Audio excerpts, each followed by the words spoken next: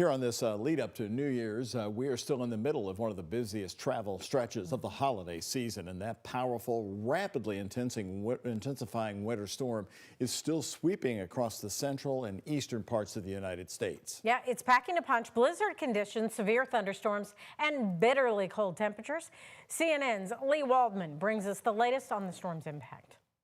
A vast, wide-ranging storm is bringing blizzard conditions, strong winds, an ice storm, severe thunderstorms, and extreme temperature drops to millions across the U.S.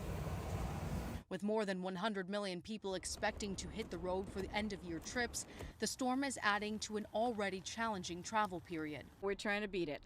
I don't want to be driving through that. Drive slower, pay attention when there's a bridge coming, so slow down, because those may get icy. Trust it's all going to be good, and if it's not, you pull over. Long stretches of Interstate 35 from Iowa to the Minnesota border have been closed or deemed unsafe.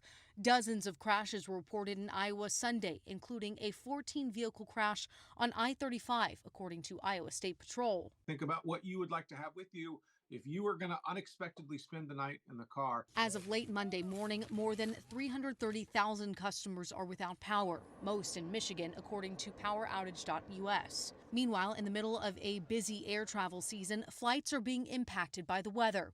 Thousands were delayed or canceled Sunday, including disruptions at Chicago's O'Hare International Airport, where thunderstorms prompted a temporary ground stop. The storm's cold front also sparked a line of severe thunderstorms Sunday, bringing damaging winds and a few tornadoes reported in parts of Illinois.